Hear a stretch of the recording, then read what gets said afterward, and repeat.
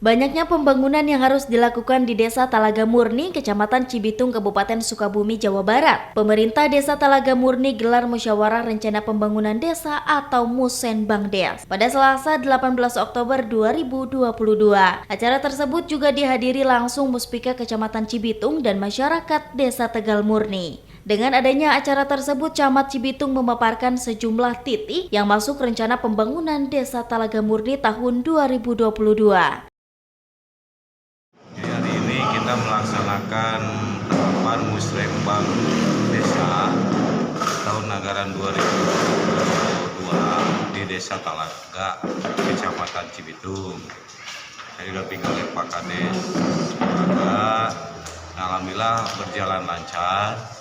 Intinya kita mensosialisasikan pemahaman kepada masyarakat begitu pentingnya kegiatan musrenbangdes. Sebab di sini akan menentukan skala prioritas baik usulan 2024 maupun skala prioritas untuk 2023 yang didanai oleh DD dan juga usulan untuk skala prioritas lintas sektoral maupun nanti yang bersumber daripada DD.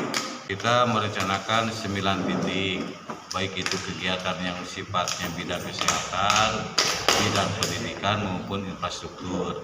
Nah, harapan kami dengan adanya kegiatan ini menjadi satu alat edukasi pemahaman kepada masyarakat bahwa tentu kita masih memerlukan partisipasi dari masyarakat itu sendiri untuk ikut serta dalam pembangunan yang akan dilaksanakan di Desa Talaga Murni. Dari Kecamatan Cibitung, Kabupaten Sukabumi, Indra Sopian melaporkan untuk Dinamika.